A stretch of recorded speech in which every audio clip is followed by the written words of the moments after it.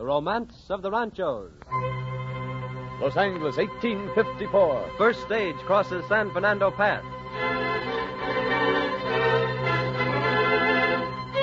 Wilmington, 1858. New seaport founded on Dominguez Ranch. Wilmington, 1862. Explosion of boat kills travelers.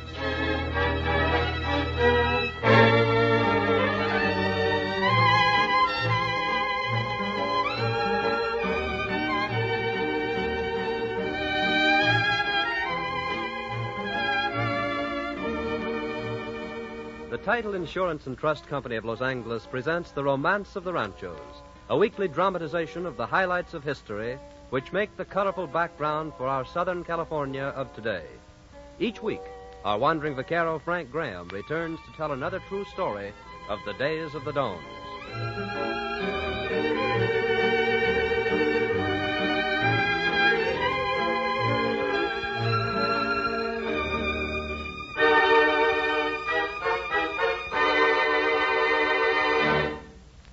Tonight's program is the first of the Romance of the Ranchos broadcast at this, our new time. If you have friends who have been listeners at our old time, 6 o'clock Wednesday evenings, or friends who you think would enjoy these programs, whether previously listeners or not, you may do both them and the sponsors a favor by reminding them of this new hour for Romance of the Ranchos. And you will do a service to the nation by reminding everyone to buy defense bonds and stamps, and by making this investment in victory yourself as frequently and systematically as you can.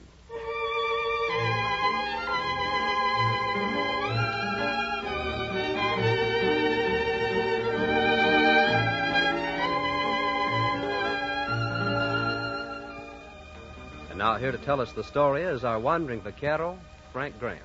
Buenas noches, señoras y señores. Tonight our story is concerned with a man who stands out as one of the great pioneers of Southern California. A man whose work helped to make possible the fast and early growth of the Southland into a great modern center of commerce and industry.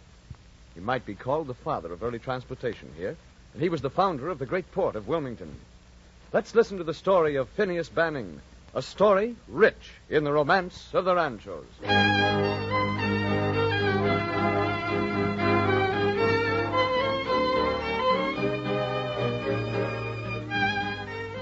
Phineas Banning was born on a Delaware farm in 1830, son of a family who were among the earliest English settlers of Delaware.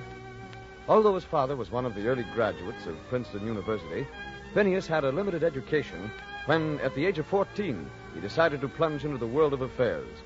So he left the farm to work in his brother's law office in Philadelphia. But he soon tired of the musty law files and sought a job as a clerk in a mercantile store. Already, the youngster had grown-up ideas and a lot of self-respect. So, young fellow, you want a job in my store, huh?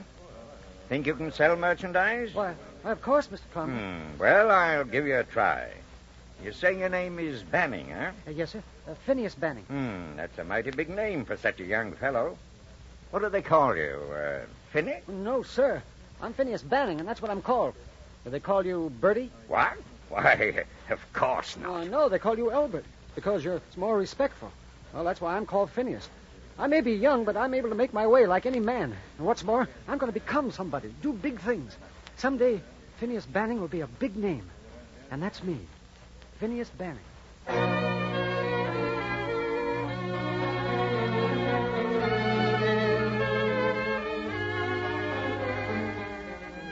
For one so young, Phineas prospered at his new job.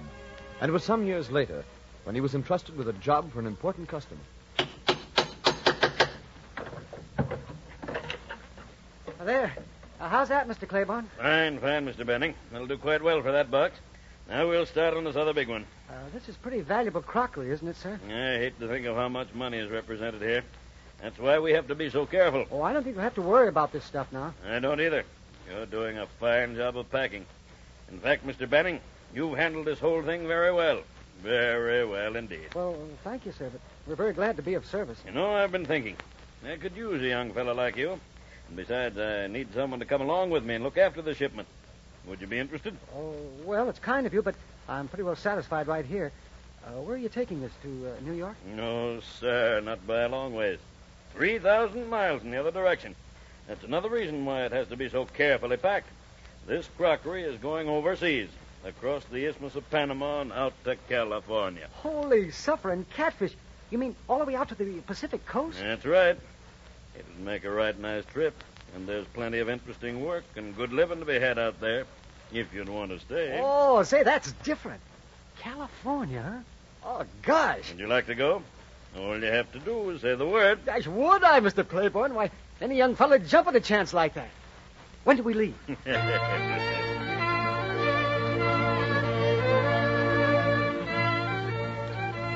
And so, in 1851, Phineas Banning found himself on a ship bound for the promised land of California. En route, his companion and employer died, leaving this 21-year-old boy to deliver his valuable goods at San Pedro, and also leaving him stranded 3,000 miles from home without a job. There was only one thing to do, and young Phineas was not a man to waste time. Quickly, he obtained a position with the commission agents he met on the beach at San Pedro. Within a short time, he was working with the firm of Temple and Alexander, who handled much of the shipping which passed through the natural harbor at San Pedro. His integrity, his initiative, and drive soon won him the admiration of his employers. And when a decision was about to be made, he was called in. Come in. Oh, it's you, Phineas. Come in.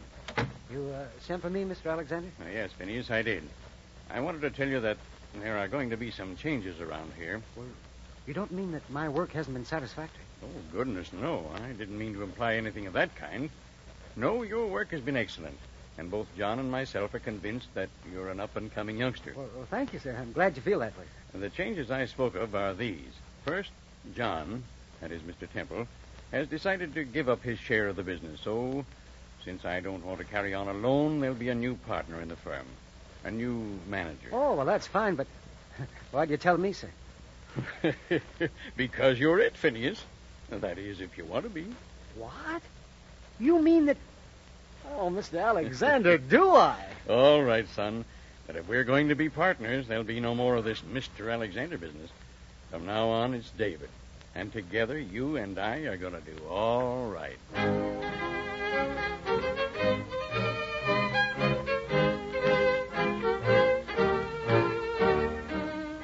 Phineas Banning took over John Temple's interest in the company, and so started a partnership which was to last long and bring profit to both men.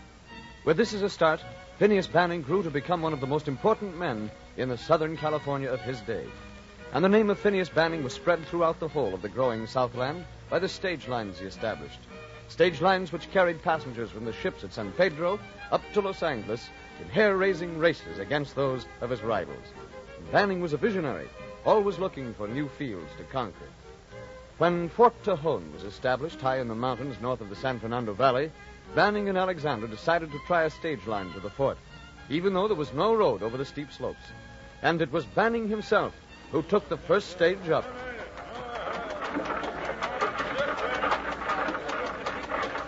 Oh, boy.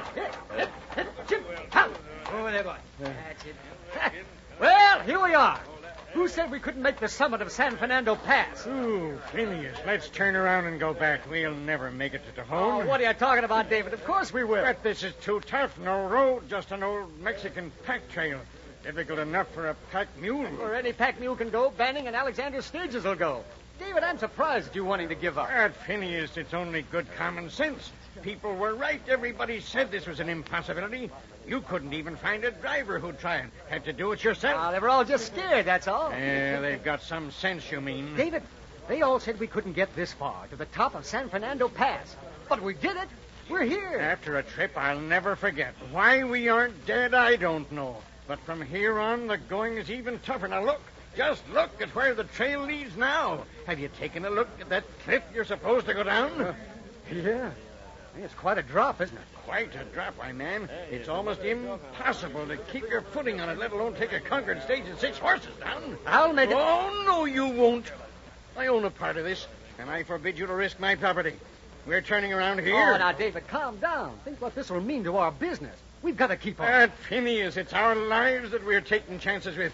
You can never get this stage down that grade without killing yourself and us. Oh, yes, I can. I'll take care of myself. And as for you and the passengers, You're not going with me. You can walk down, and I'll meet you at the bottom. But Phineas... Here we go. I'll meet you at the bottom, Dave. Get up. Phineas, wait! Have a nice walk. Holy smokes, look at that. He's going down. Look, he's skidding all over the trail while the stage is ahead of the horses half the time. Oh, Phineas, you fool. He'll never make it. Look, he's out of control. He's going to crash. He's crashed. Come on, men, hurry. Just look at it. What a crash. Here, he's over here. Phineas, are you all right? Oh, well, sure. Sure, I'm all right. You see, David? What do you mean you see? I got her down.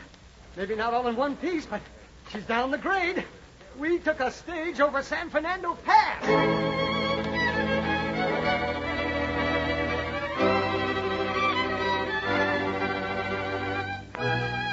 Phineas Banning was a man who knew no obstacles. And in spite of a bad wreck on the first run, soon Banning stages were making the trip to Tejon regularly. And the fame of Phineas Banning grew. He had big ideas. In 1858, he was talking about something entirely new. Just what I need. I'm going to found a new town, David. Yes, sir. New San Pedro. Oh, but why, Phineas? There's already San Pedro. I know, but you've got to look ahead. This section is going to grow and grow fast, Dave. Already plenty of people are coming here from the east. Lots of new towns are going to go up, and we can get on the ground floor. But why here? People want farming land, not this low beach but land. Don't you understand? Los Angeles is going to be a big city. There's going to be trade and lots of it. The ships of the world will stop here. This is going to be a big harbor. Yeah, maybe, but it looks to me like San Pedro's already the port. They can handle all the shipping there is now. Gosh, man, this harbor hasn't even begun to develop yet. Later on, you're going to see this whole harbor dredged and rebuilt. And as for San Pedro, my new San Pedro is going to back it off the map even now. Now, look, you see this inlet here? Well, that's going to be the new port. But, Phineas, it's not deep enough to float a ship. No, of course not. The ships will anchor out in the bay, just as they do now. But the small boats will bring the goods here instead of to San Pedro. Why? Well, don't you see? Because this shortens the trip to Los Angeles by 6 miles. Our wagons and stages can cut at least 1 hour off the time into town. Well, I say, that's right. That'd give us a real advantage. Well, now you see what I mean? Yes, of course. All right, then. As far as I'm concerned, the town of New San Pedro is only a matter of time.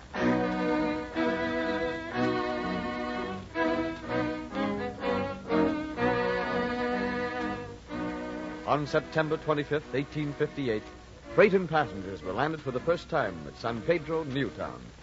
Banning's steam tug towed the loaded barges up the inlet, and a new port was born. Blocks were laid out. Various prominent citizens of the Southland bought sections, including Benjamin D. Wilson, John G. Downey, Manuel Dominguez. And then, the town got a new name. Well, sir, it's this way. We figured we sort of needed a new name. Distinctive. Different from San Pedro. Everybody seemed to think I should have my choice in names because the town was my idea, I guess. So I decided on the name of the town near where I was born in Delaware. Wilmington. And that's it.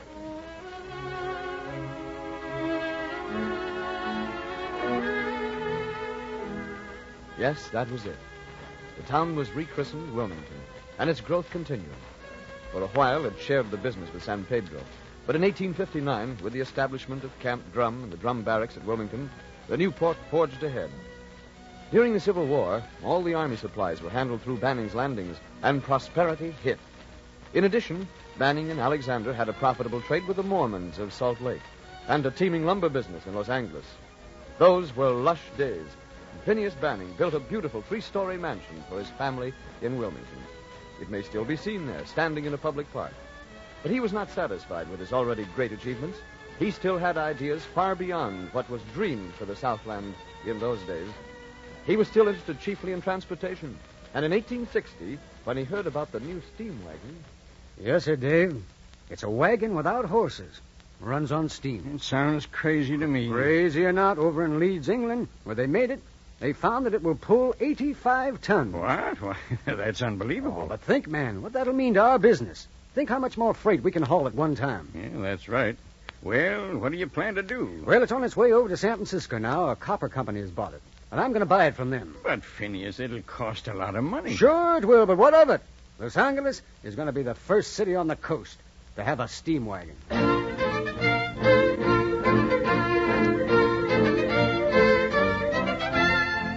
When news of Banning's purchase reached Los Angeles, excitement ran high. The population waited impatiently for their first glimpse of the marvelous invention.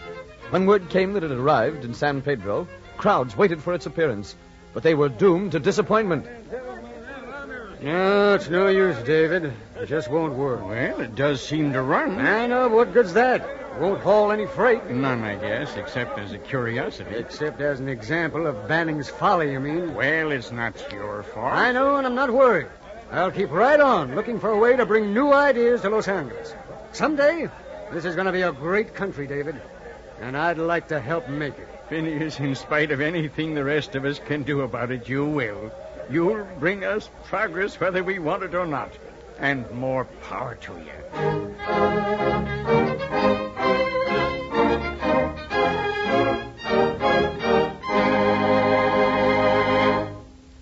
Most people never question the value of life insurance or insurance against damage or theft of a car. But many people, when buying a home, do not recognize that title insurance is just as important as a protection against the loss of that home. Some disregard the possibility of a defect in their title, which could mean that their home might be taken away from them without any payment whatsoever. Others suppose that they, with little or no legal knowledge, can examine the records themselves and establish the validity of their title, in spite of the fact that this would require weeks and months to go through the files of over 50 public offices. But the wise homeowner knows that for a relatively small cost, he can obtain protection by taking out a policy of title insurance from the Title Insurance and Trust Company of Los Angeles. Trained title examiners will go over the record of his property all the way back to the earliest days. They will check the possibilities of forgeries and many more hidden defects which might jeopardize his ownership of the land. And once they've decided that he has a good title to the land and issued their policy of title insurance, he will be paid the full amount of any loss he suffers up to the face amount of the policy in case some defect covered by the policy should later be found. Then he can be secure in the knowledge that his investment is protected.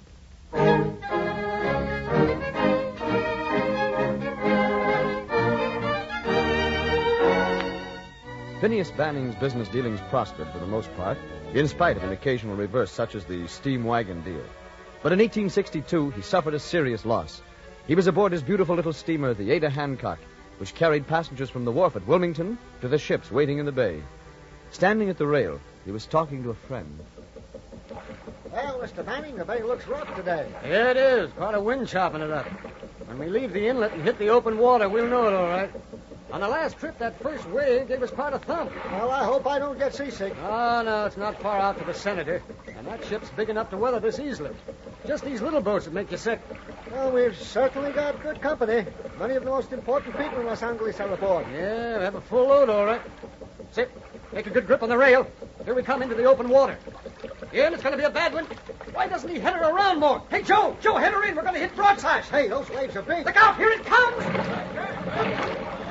Phineas, we're tipping over. No, don't you worry. We'll come back up. There's water pouring over the side. What if that cold water gets to the boilers?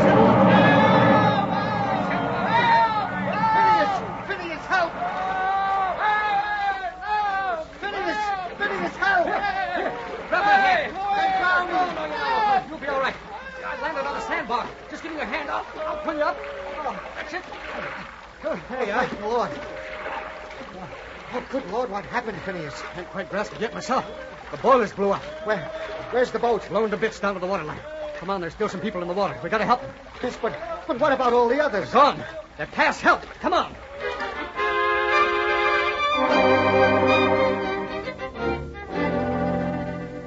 Grim tragedy hit Banning as the explosion of the Ada Hancock claimed the lives of at least 26 persons. But he escaped miraculously uninjured. As time went on, Phineas returned to his old dream of furnishing a new method of transportation for the Southland. Only this time, he proposed a railroad from Wilmington to Los Angeles, and he ran into objections. A railroad from Los Angeles to San Pedro and Wilmington? Oh, you're crazy. There wouldn't be enough freight for 2 trains a month. We'll fill more than 2 a day. And this town hasn't even started to grow yet. Within a few years, it'll be 50 a day. You're dreaming, Phineas. And I don't mind your dreaming just so you don't ask the county to foot the bill. Here you want us taxpayers to put up the bonds for this road that we don't need. Bah! It'll bankrupt the county. It'll do nothing of the kind. It'll be the biggest boost this section has ever known. It'll make Los Angeles and its harbor one. It'll bring an inland city right down to the water. Well, if you expect my support for such a crazy scheme, you'll have another thing coming. I value my pocketbook and that of my fellow taxpayers too much. We'll stop I you. don't think so, sir. Because I'm a good fighter when I get started. And believe me, I'm started. The Los Angeles and San Pedro Railroad is only a matter of time.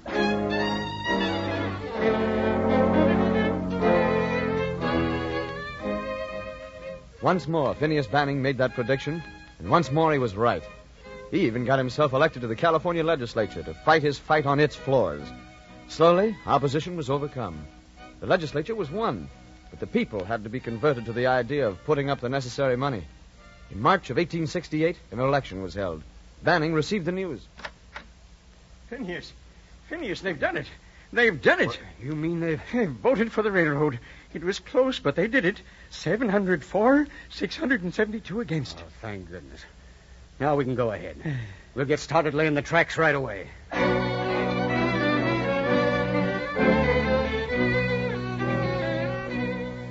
A year later, the first trains ran from Wilmington to Los Angeles.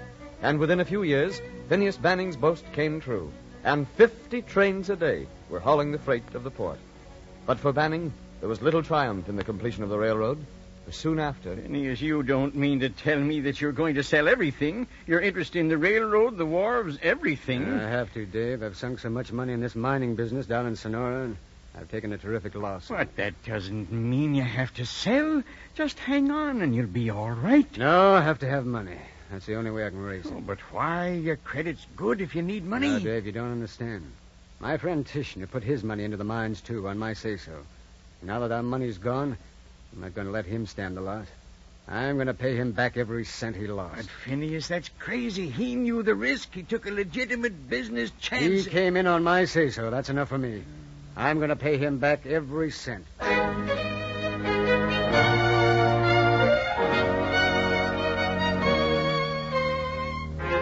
And so Banning lost most of his holdings. But it didn't discourage him. He still came up with plans and ideas. And one of them took him to Washington in 1871. There he talked to a senator. So, Mr. Banning, you've come all the way from California to get us to improve your little harbor of San Pedro. Huh? It's not a little harbor, Senator. It's one of the world's best harbors. Or could be.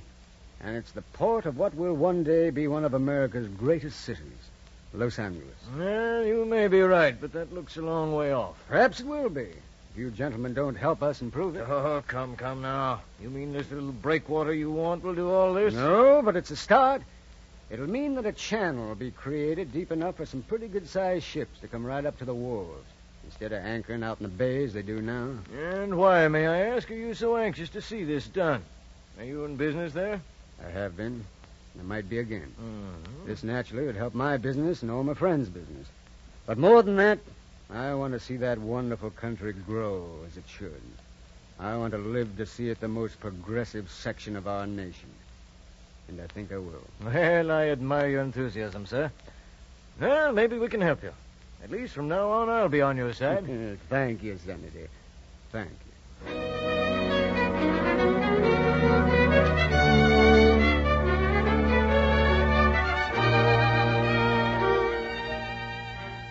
And with his boundless enthusiasm and good sense, Phineas Banning won federal support for improvement of the harbor of San Pedro and Wilmington on a trip across the country, paying his own expenses. For his great contributions to the growth of the Southland, he was honored in 1872 by appointment as a Brigadier General of Militia. And although he never served in combat, Banning was proud of his title. Now he saw a chance to get back into business in Wilmington as the Southern Pacific took over the Los Angeles to San Pedro Railroad. From them, Banning bought some small boats and warehouses with borrowed money. And soon, he was once more the thriving businessman. But he was aging now, and more he left the business in the hands of his sons. It was one day in 1885, on a visit to San Francisco, that... So, this is one of those cable cars I've heard about, eh? Yes, General Banning. It's remarkable how she climbs right up these steep hills, isn't it? Yeah, it's mighty fine. I've always been interested in transportation myself, you know. but this is something I never thought of. Well, this is about the end of our ride. We'll get off the next street. All right. All right. Step down, General. Here, let me give you a hand. Oh, nonsense. I'm doing all right. Look out, General. You're stepping right in front of that wagon. What'd you say? General, look out! General!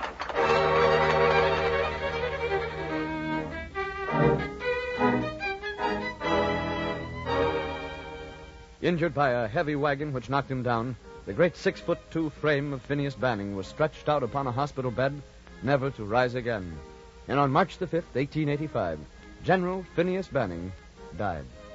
The Southland mourned one of its most public-spirited citizens, one of its most progressive leaders and creative minds. He's been called the father of Los Angeles harbor improvement and the father of the Southland's transportation systems. And, of course, he was the father of the great port of Wilmington, which is today grown into even greater stature than he had visioned for it. And this success story of the youngster from the Delaware farm is typical of the chapters from the progress of Southern California, rich in the romance of the Ranchos.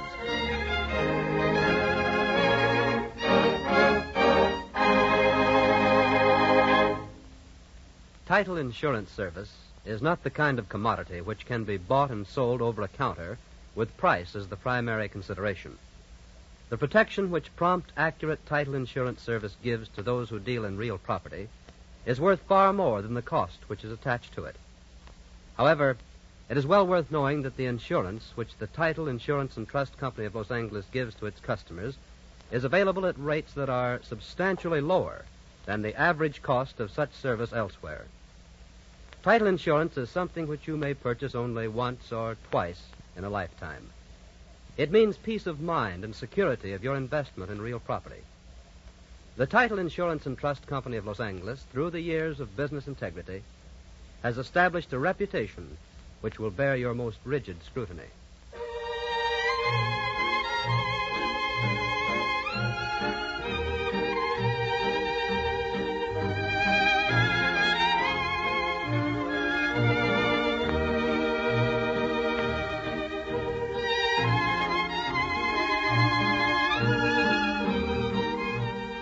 Now, Frank, what's the story for next week? Next Sunday, we take you to the land around El Monte, land which once was the great Ranchos and Francisquito, and bring you the story of the battles over its ownership. It's a story that's interesting and exciting, so don't miss it. Until next Sunday night, then, this is your wandering vaquero, Frank Graham, saying, Hasta la vista, señoras y señores.